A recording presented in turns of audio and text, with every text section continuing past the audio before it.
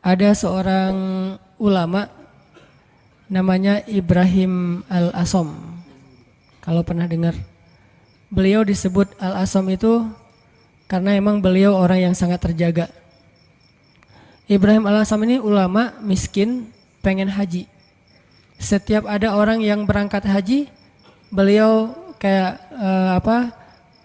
ngucapin selamat gitu, terus melepaskan. Pas pelepasan jamaah haji beliau selalu baper, nangis sendiri di pojok rumah. Dilihat sama putrinya, duh kayaknya ayah pengen banget haji nih tapi gak cukup nafkah. Anaknya yang putri yang paling sulung nanya, "Pah, kenapa sih papa gak haji aja?" Kata Ibrahim Al-Asom, "Nak, kalau ayah haji, terus yang nafkahin kalian siapa? Biaya haji mungkin murah, tapi nafkahnya siapa? Sementara istrinya, keluarganya gak ada yang nafkahin selain suaminya ini, orang tua." Akhirnya anaknya bilang, "Allah yang menafkahi kami. Berangkatlah wahai ayah, serahkan kami kepada yang lebih baik daripada ayah, yaitu Allah." Terus anaknya nanya, ayah itu pemberi rezeki atau pemakan rezeki?" Ini anak luar biasa nih. Ayah itu pemberi rezeki atau pemakan rezeki? Ayahnya bilang, pemakan rezeki sama seperti kamu dan yang lain. Ya kalau gitu serahkan kami kepada pemberi rezeki. Berangkat wahai ayah. Beneran. Ibu gimana? Udah ibu biar aku aja yang ngobrol sama ibu mah. Biarin ayah berangkat haji. Nanti biar Allah yang jaga kita. Setelah dibujuk akhirnya setuju. Berangkat nih Ibrahim Al-Asom. Berangkat.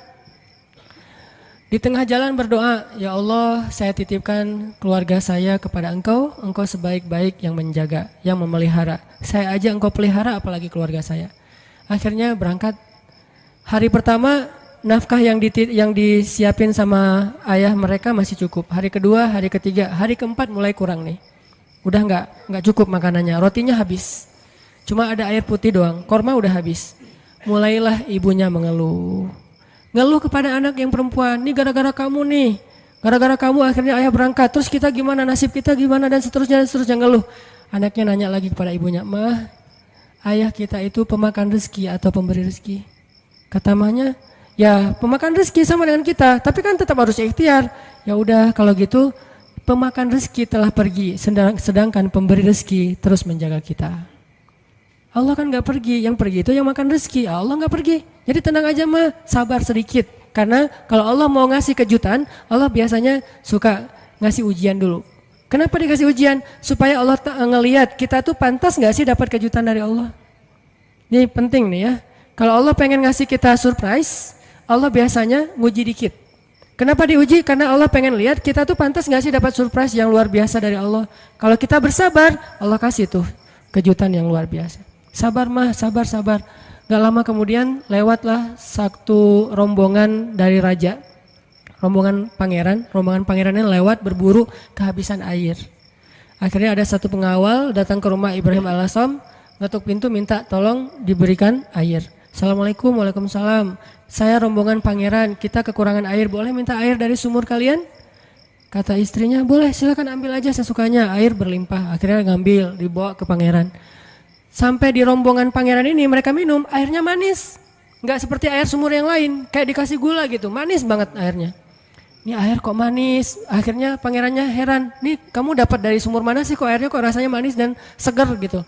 Kayak es teh manis lah pokoknya ya. Airnya manis, segar, habis makan warung Padang kan es teh. Akhirnya mereka balik ke rumah itu, tanya, "Ini rumah siapa?" "Ini rumah Ibrahim Al-Asom." "Oh, Ibrahim Al-Asom selebgram itu gitu." Kan terkenal Ibrahim Al-Asom waktu itu jadi selebgram, semua orang tahu, tapi nggak tahu wajahnya, cuma tahu namanya, nama besar lah ya. "Oh, Ibrahim Al-Asom ulama besar itu ahli tasawuf." Ya, seperti yang orang-orang sering ngomong-ngomong. "Oh, kalau gitu kami merasa terhormat bisa minum air yang berkah dari rumahnya Ibrahim Al-Asom." "Wah, ibu kemana?" "Ibrahim Al-Asom lagi berangkat haji." "Apa yang kalian butuhkan?" "Allah yang mencukupkan segala kebutuhan kami." Kan harga diri ya, nggak mau mengemis. Akhirnya pangeran ini ngomong ke semua menteri, "Keluarkan semua barang-barang berharga kalian, serahkan kepada keluarga Ibrahim Al-Asom sebagai bentuk terima kasih karena udah nolong kita ngasih air."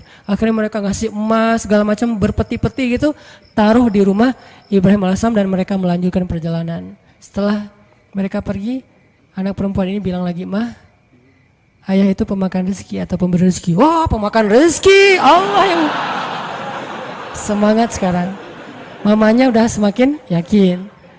Ayahnya pulang, harta itu belum habis. Selama beberapa tahun mereka bisa makan tanpa harus bersusah payah. Nah ini artinya tingkat keyakinan kepada Allah itu setelah ikhtiar pastinya memberi kita kejutan-kejutan yang kita nggak pernah bisa ngebayangin. Nah dalam hidup kita kadang-kadang harus berani bertaruh karena Allah. Kan kita sering gambling karena manusia kan?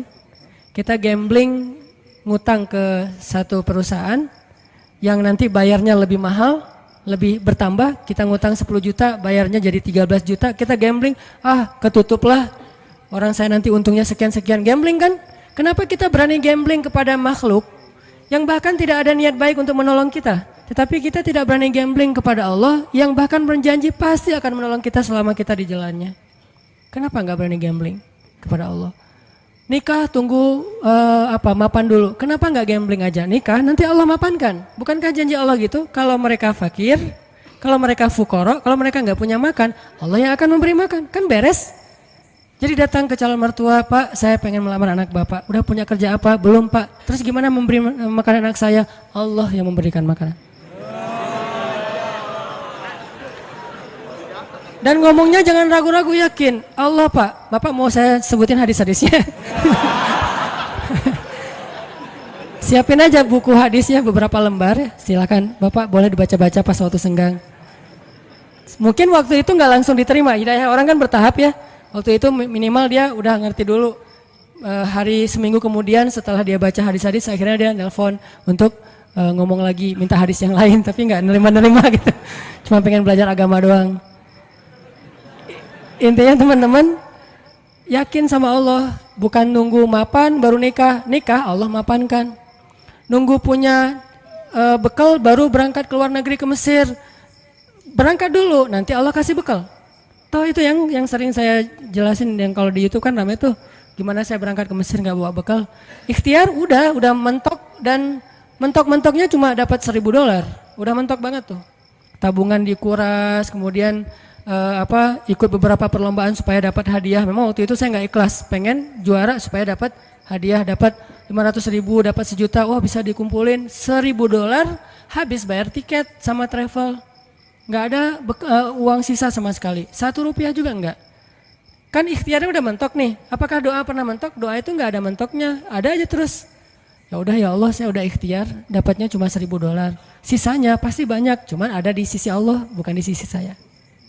Ada banyak, cuman di sisi Allah. Allah ghaniyun, Allah maha kaya. Wa ma indallahi khair, dan apa yang ada di sisi Allah pasti lebih baik daripada yang di sisi kita. Allah ngasihnya pas kita butuh. Sekarang saya kan belum butuh, butuhnya buat bayar travel. Ya udah Allah bayarin dulu buat travel. Kalau buat makan nanti ngasihnya pas mau makan, jangan sekarang. Kita kan sering yakinnya kalau udah ada di tangan kita, bukan di tangan Allah, dan itulah derajat keyakinan kita. Makanya yang terjadi keajaiban dalam hidup kita itu ya gitu-gitu aja. Kita yakin apa yang ada di tangan kita, bukan yakin apa yang ada di tangan Allah. Terus jangan di tangan Allah, saya gimana nanti? Ya pas kita butuh Allah kasih. Jadi ibaratnya kita kayak nitipin duit ke orang yang sangat terpercaya, orang tua kita gitu.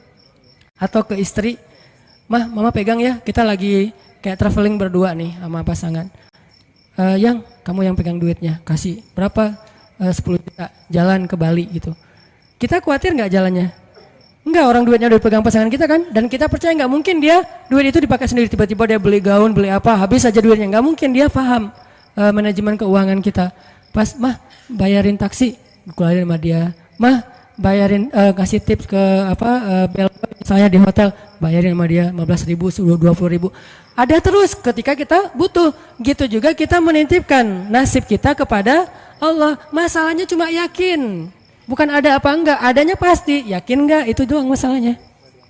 Sama kayak kita nitip ke pasangan tadi, ada duitnya, yakin enggak bahwa duit itu nanti akan dikasih pas kita butuh? Yakin. Berarti ke Allah juga harusnya kayak gitu. Bukan enggak ada duitnya, bukan enggak ada hartanya, bukan enggak ada kebaikan dan anugerah itu. Ada banget. Cuman yakin enggak kita Allah sebaik-baik yang memelihara? Berangkat ke Mesir, butuh makan, baru Allah kasih buat makan. Butuh bayar kos-kosan, awalnya 3 bulan pertama baru Allah kasih buat kos-kosan. Butuh, setiap butuh Allah kasih. Toh selama saya di Mesir, saya nggak pernah tuh ngerasa kurang dari kebutuhan saya, walaupun nggak megang lebih, tapi nggak pernah merasa kurang. Sama kan? Apa bedanya dengan orang yang megang lebih? Nih ya, ada 2 orang nih. Yang satu pegang duit banyak, tapi yang dibelanjakan segitu-gitu aja. Yang satu nggak pegang duit banyak, tapi yang dibelanjakan juga sama dengan yang pegang duit banyak. Bedanya apa? Cuman beda tenang doang ya. Yang satu tenang karena megang duit banyak, yang satu nggak tenang karena nggak megang duit kan? Cuma beda itu doang. Padahal yang dibelanjain sama. Kalau nggak punya duit nanti mau beli sesuatu yang mahal gimana? Ya berdoa aja minta yang mahal. Ya Allah, pengennya sih Alphard, duit nggak ada. Kita kan baru berani milih barang mahal kalau kita punya duit banyak kan? Kenapa nggak berdoa yang mahal walaupun kita nggak punya duit? Di situ belajar iman, belajar yakin sama Allah, belajar la ilaha illallah. Saya dulu pas mau beli rumah, memangnya saya punya duit? Yang saya juga cerita tuh, duitnya berapa? Cuma 30 juta. Rumah yang dicari 300 juta. Rumah yang didapat 700 juta. Coba gimana tuh? Logikanya nggak masuk. Tapi yakin aja sama Allah, jalan aja tuh, jalan-jalan. Azan asar, Allahu Akbar, Allahu Akbar, Allah Maha Besar. Masuk ke masjid, sholat. Nggak kepikiran juga habis sholat dapat rumah. Kalau kepikiran mungkin nggak dapat kan? Kepikirannya Allah yang panggil, nih bos manggil nih, nggak boleh ditunda-tunda kan? Bos yang manggil, datang. Sholat, habis sholat ketemu jemaah, Ustadz lagi ngapain? Nggak, lagi jalan-jalan, senyum-senyum malu gitu. Jalan-jalan kok jauh-jauh ke sini, daerah Cimahi pelosok gitu. Nggak, lagi nyari rumah Pak. Kebetulan Ustadz saya juga lagi jual rumah 700 juta, ada yang minta saya nggak lepas. Senyum aja. 700 nggak dilepas, apalagi 300. Enggak Pak, saya nyari-nyari yang kecil-kecil aja, yang 2 kamar buat saya sama anak. Oh, udah Ustadz lihat aja dulu, siapa tahu berubah pikiran. Enggak apa-apa, makasih gitu. Pulang nih, malam dia telepon lagi, Ustadz please besok datang ya. Ini benar ya kata Nabi, kalau kita nggak mencari dunia, dunia tuh ngejar-ngejar kayak memelas gitu, begging ke kita tuh. Bayangin dunia begging. Please Ustadz datang, please Ustadz ambil saya, kata si rumah teh. Rumahnya minta begging ke saya supaya saya tinggal di situ. Ya saya mah orangnya biasa-biasa aja. Karena nggak yakin kalau itu bisa gitu ya. Ya udah karena menghargai dia datang besoknya. Bukan untuk ngelihat rumah, menghargai orang yang meminta. Datang pas ngelihat garasinya muat 3 mobil, makin nggak mungkin. Ada kolam renang anak, makin nggak mungkin. Kamarnya 10, wah nggak mungkin. Gimana Ustadz kata dia? Rumahnya besar ya Pak. Gitu doang basa-basi. Gimana Ustadz, tertarik? Ya siapa nggak tertarik rumah kayak gini, tapi saya nggak nyari yang kayak gini-gini Pak. Males ngerawatnya, nyapunya susah. Gitu. Alasan gitu. Udah Ustadz, sanggupnya berapa? Saya nyarinya yang 300 juta sih Pak. Udah ambil aja Ustadz. 300 juta langsung ambil. Saya baru bilang cuman duitnya 30 juta. Mungkin dia nggak enak juga mau ngomong, Ustadz ngomong dari tadi kayak gitu ya. Saya duitnya cuma 30 juta Pak, boleh nggak saya cari dulu cicilan kemana gitu. Saya lagi nyari-nyari yang finance cari untuk cicil. Udah Ustadz gak usah gitu-gitu, ribet. Udah nyicil ke saya aja kalau Ustadz ada duit.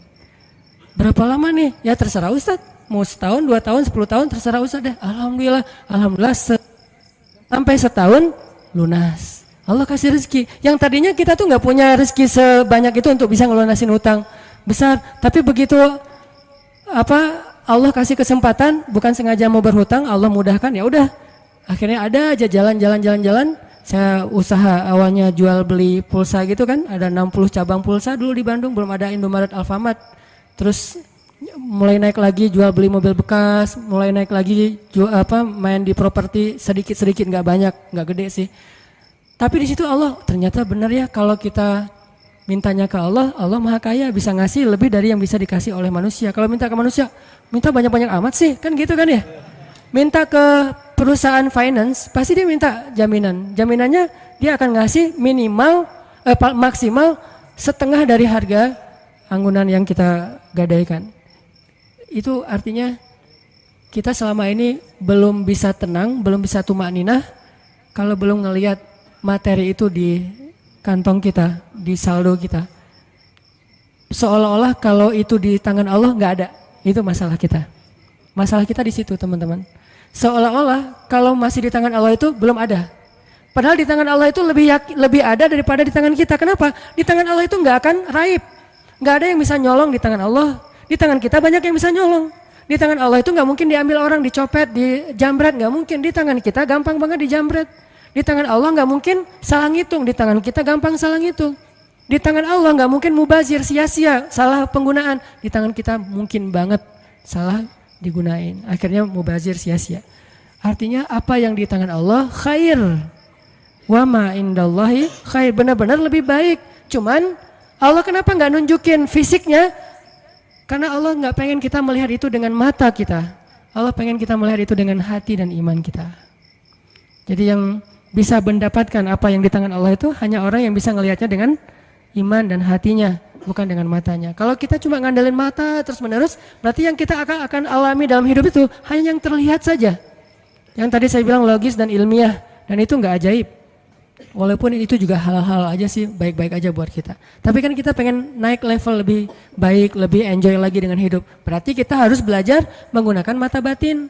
Dan mata batin ini adalah iman. Mata batin ini basiroh. Mata batin ini adalah tazkiyatun nufus. Mata batin ini adalah al-qalb. Hatinya. Al-fiqhu fiqhul qalb. Pemahamannya bukan pemahaman fikiran. Pemahamannya fiqhul qalb. Fiqhul qulub, difahami dengan hati. Itu teman-teman dalam segala urusan, mau kerjaan, mau skripsi, mau kuliah, mau jodoh, mau apapun, gunakan bukan hanya mata fisik kita untuk melihat kayak nggak ada tanda-tandanya nih. Mungkin di sini nggak kelihatan, tapi di sini Allah yang mendatangkan. Tiba-tiba ada keajaiban terjadi dalam kehidupan kita. Dan saya sering ngalamin yang kayak gitu-gitu tuh sering banget. Termasuk ketika dapat musibah. Kalau kita tahu bahwa kalau kita dapat musibah dan kita ridho, bukan ikhlas ya. Kalau ikhlas kan ibadah. Kalau musibah namanya ridho. Walaupun orang Indonesia suka bilang yang ikhlas ya, bukan yang ikhlas, yang ridho ya gitu. Kalau kita ridho dengan satu musibah lalu kita serahin sama Allah, Allah tuh gantiin yang lebih banyak loh. Masalahnya kita nggak yakin. Dapat musibah langsung panik, langsung putus asa. Harusnya pas dapat musibah tetap kita ikhtiar untuk menyelesaikan masalah kita, mencari jalan keluar, mengambil kembali hak kita. Tapi itu jangan sampai mengalahkan porsi kita meminta kepada Allah gantinya yang lebih baik. Begitu dapat musibah, ini bukan cuma antara kita dengan orang, tapi antara kita dengan Allah. Ya udah, kalau lo curang sama gua, ya Allah beri saya yang lebih baik daripada yang sudah hilang dari saya. Allahumma ajurni fi musibati wa khlufli khairam minha. Langsung Allah ganti. Dan itu janji Rasul. Mana pernah Rasulullah berdusta? Tidaklah orang berdoa dengan doa itu ketika musibah, kecuali Allah akan memberikan gantinya yang lebih baik untuk dia. Tapi kita harus benar-benar yakin dan bijaksana. Maksud bijaksana di sini, jangan mendikte Allah harus seperti yang kita pengenin. Karena Allah ngasih yang lebih baik, nggak mungkin yang lebih kurang. Minimal sama atau lebih baik, nggak mungkin kurang dari itu. Doa, saya pernah mobil saya diserempet orang, terus orangnya pergi. Saya ini ternyata untuk benerin mobil yang keserempet itu 1,5 juta. Langsung doa waktu itu juga, pas lagi kena musibah, jangan tunggu marah dulu beberapa hari baru doa. Saat itu juga, Allahumma ajurni fi musibati wa khluf li khairan minha. Orangnya udah nggak ketahuan di mana, nggak bisa ngejar lagi. Tapi saya udah rugi 1,5 juta. Gimana nih ya Allah, beri saya ganti yang lebih baik. Seminggu kemudian Allah ganti 15 juta. Benar kan? 10 kali lipat, 15 juta. Dan itu bukan sedekah, bukan pemberian orang yang kasihan. Allah kasih jalan mungkin lewat usaha apa, lewat penghasilan apa, lewat untung dari mana. Yang jelas halal. Dan itu 15 juta, 10 kali lipat. HP saya jatuh. HP waktu itu harga yang punya pertama harga 2 juta. Ada qiyamul lail di masjid markasnya Pemuda Hijrah. Saya bangun jam 2, acaranya jam 2. Jadi udah telat kan. Bangun langsung panik gitu. Orang-orang pada nunggu. Miss call udah 15 gitu, banyak banget. Ustadz kemana aja? Akhirnya panik, wudu. Karena panik pakai baju segala macam, HP jatuh dan kacanya langsung pecah dan gak bisa dipakai. Saat itu juga saya doa, ya Allah beri saya ganti yang lebih baik darinya. Berangkat ke masjid. Paginya Allah ganti dengan Note 5 yang waktu itu harganya 10 juta. Gimana caranya? Allah punya banyak cara, ada aja. Tiba-tiba ada usaha ini yang mungkin untung sedikit, dari sini ada apa, ada yang hadiah atau ada apa. Banyak banget subulana, jalan-jalan kami. Tinggal minta aja sama Allah. Sehingga kalau kita yakin dengan ini, begitu diputusin, kita adik kakak aja ya, nggak apa-apa. Langsung nih. Kan dalam kondisi kayak gitu kayaknya kita lagi ngejos banget ya imannya. Doanya lagi khusyuk banget tuh. Sholat aja nangis-nangis kan. Padahal imam tuh belum baca ayat kita udah nangis. Allahu Akbar. Takbirnya aja khusyuk, coba subhanallah itu. Kalau lagi diputusin emang gitu banget sih sholatnya. Pernah gak sih ngerasain? Gak pernah ya. Pokoknya waktu yang paling enak berdoa itu lagi habis diputusin. Habis rugi. Pokoknya lagi banyak masalah tuh doanya enak banget tuh. Tilawah Al-Quran baru alif lam mim udah nangis.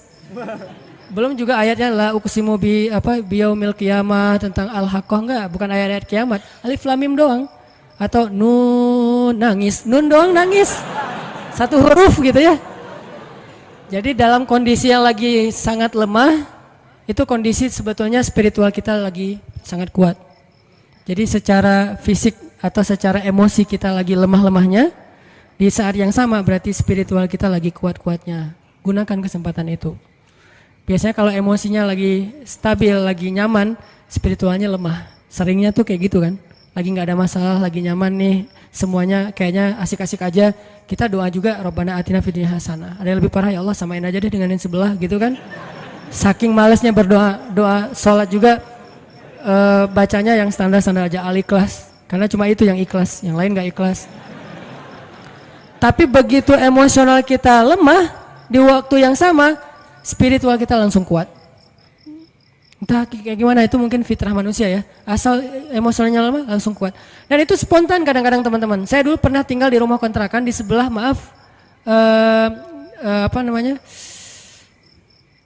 lokalisasi. Jadi di sebelah rumah saya itu ada kayak asrama kayak gituan, kupu-kupu senja. Saya persis di sebelah rumahnya di Bandung tuh. Namanya Jalan Saninten. Kan ada Saritem, ada beberapa kan. Nih ada Saninten juga. Saya tinggal di sebelahnya. Kalau malam pokoknya kita sering dengar banyak hal-hal aneh aja di sebelah. Kalau saya mau ke masjid, saya sengaja ke masjid itu pakai jubah, pakai sorban, gitu ya. Terus janggut digini-giniin, padahal nggak panjang, tapi digini-giniin. Jalan depan cewek-cewek itu sore kan orang mereka udah pada duduk, udah selesai dandan, udah wangi kan, duduk depan gang tuh. Saya jalan, Assalamualaikum, Waalaikumsalam. Lewat. Kadang-kadang kalau malam mereka nggak kenal saya lagi lewat pakai motor gitu, langsung disamperin, om gini. Saya tinggal di situ. Oh ya maaf om, saya balik panggilin. Suka dipanggil-panggil gitu. Orang saya tinggalnya di situ. Pas anak udah agak gede, saya khawatir anak jadi nggak sehat dengan lingkungan itu baru pindah. Tadi mau cerita apa ya? Hah? Oh ya, spontan ya. Nah yang punya tempat itu pastinya nggak pernah sholat dan memang preman juga sih, badannya gede. Kalau dengan saya mungkin 4 kali saya lah, gede banget pokoknya, gede banget orangnya, tinggi besar dan nggak ada yang berani sama dia. Ada gempa waktu itu di Bandung, siang-siang gempa, dia lagi tidur di atas, biasa tidur pagi gitu, jam 10 pagi tidur. Pas gempa dia langsung loncat ke bawah, Allahu Akbar, Allahu Akbar. Saya kira ada demo apa gitu, dia takbir sendiri. Allahu Akbar, takbir, coba bayangin. Perhatikan spontanitas fitrah manusia itu ketika emosionalnya terganggu, spiritualnya naik kan. Dan itu kesempatan kita untuk kembali ke Allah banget tuh. Karena untuk dapetin spiritual yang sengejos itu, kalau normal susah, kita harus benar-benar ikhtiar. Tapi kalau lagi emosional kita drop, di sisi yang lain, sisi baiknya Allah langsung naikin spiritual kita. Tapi kalau kita abaikan, dua-duanya drop, habis kita. Jangan abaikan. Dia langsung takbir, Allahu Akbar, Allahu Akbar. Saya gempa, keluar semuanya dari rumah, takut runtuh. Pas udah beres gempa, ketawa-ketawa lagi gitu pada ngobrol. Itu terjadi. Dan keluarga saya juga ada yang kejadian pas tsunami dulu di Aceh, kan saya dari Aceh. Tsunami di Aceh itu ada keluarga saya. Dia nggak sholat subuh. Pagi itu hari Ahad kan, tanggal 26 Desember 2014. 2004, maaf. 2014 mah diputusin sih. Enggak lah, udah lama. 2004 gitu ya. Nah, hari itu ada salah satu keluarga saya, dia nggak sholat subuh. Biasa, bukan waktu itu doang nggak sholat subuh, biasa dia nggak sholat subuh. Gempanya kalau nggak salah jam 9 apa jam 8, sejam kemudian tsunami. Pas tsunami dia tuh lari hilang, padahal orangnya itu sering berantem, pokoknya jagernya di kampung lah, sering berantem sama orang-orang di terminal. Tapi begitu tsunami dia lari duluan. Adiknya malah ikut lari sama dia, ditarik sama dia lari. Pas udah di tengah jalan, ingat balik lagi ke rumah karena dia ingat ibu sama kakaknya ketinggalan. Dia pengen nyelamatin ibunya. Kenapa yang satu lari terbirit-birit hilang, yang satu lagi balik? Karena yang satu itu ngerasa banyak dosa. Kalau saya mati hari ini, habis saya nanti di akhirat nih. Dia nggak berani mati. Daripada saya mati tapi belum sholat subuh, lari dia tuh. Yang tadi sholat subuh balik lagi. Nah ini jujurnya ketika spiritual berbicara kan. Mungkin kalau spiritual kita nggak bicara, kita akan sombong, ngerasa apaan sih akhirat, apaan sih tauhid, apaan sih agama, apaan. Tapi begitu ada masalah yang pertama kita sebut siapa selain ibu kita? Allah. Minimal oh my God, dan itu bentuk dari fitrah manusia bahwa dia masih mengakui Tuhan. Tinggal masalah Tuhan yang mana nih kan itu ya. Tapi masih mengakui Tuhan. Ketika fitrah dan spiritual kita bicara, harusnya kita dengar dan itulah ucapan yang paling benar. Kalau yang bicara itu emosi kita, belum tentu benar, dia subjektif. Tapi kalau yang ngomong itu fitrah, itu benar banget tuh. Sehingga teman-teman gunakan kesempatan pas lagi dapat musibah, ya Allah, angkat kedua tangan kita, doa kepada Allah, mulai dengan memuji Allah, kemudian salawat kepada Rasulullah, minta yang setinggi-tingginya nggak masalah, karena kalau Allah nggak ngasih di dunia kayak gitu, Allah kasih kayak gitu di akhirat, bahkan lebih baik dari itu. Apa sih ruginya kita minta, ya Allah beri saya Ferrari? Ini yang nggak tahu diri nih, mintanya Ferrari gitu. Tapi kan minta ke Allah nggak masalah, dan kita yakin kalau nggak dikasih Ferrari di dunia, minimal dikasih Ferrari di akhirat. Bangkit dari kubur, ada Ferrari. Halusinasi, ternyata dia belum meninggal, mimpi gitu. Bangkit dari kubur, datang kendaraan nih. Dan benar-benar kan di akhirat ada kendaraan kan. Cuman bahasa hadisnya kendaraan dari cahaya, kendaraan dari amal soleh. Tapi bahasanya kendaraan. Dan kita akan mengendarai kendaraan itu untuk bisa ngelakuin touring sepanjang padang mahsyar. Padang mahsyar tuh touringnya capek banget loh. Itu touring paling heboh tuh. Di mana pusat padang mahsyar teman-teman? Palestina. Hari ketika manusia disidang, dibangkitkan, spot bangkitnya, meeting pointnya, itu Palestina. Makanya di dalam Al-Quran Allah menyebutkan Palestina itu dengan istilah Yauma yunadil munadi mim makanin qarib. Hari ketika malaikat memanggil manusia dari tempat yang dekat. Semua ulama tafsir sepakat tempat yang dekat itu artinya Palestina, Al-Quds. Siapa yang meninggalnya di Palestina itu sebuah kebaikan yang luar biasa karena nanti dia akan bangkit lebih dulu dan akan dimudahkan hisapnya. Itulah keutamaan salah satunya meninggal di Palestina walaupun gak semuanya punya nasib yang sama. Tapi setidaknya manusia bangkit. Terus dari sini ke Palestina ngapain? Gimana jalannya? Mau jalan kaki? Dari Bekasi ke sini aja tadi berapa jam jalan kaki kan? Apalagi dari Sunda Kelapa ke Palestina, itu jauh banget loh. Jalan kaki itu bisa bertahun-tahun sampai ke Palestina. Dan itu bumi yang sekarang, sedangkan padang mahsyar ribuan kali lipat lebih besar daripada bumi sekarang. Dan bumi padang mahsyar itu belum ada sekarang. Nanti Allah jadikan lagi setelah kita bangkit. Karena Allah berfirman di akhir surat Ibrahim, Yauma tubaddalul ardu ghairal ardi was samawat. Hari ketika ard itu bahasa Arab jadi bahasa Inggris, earth.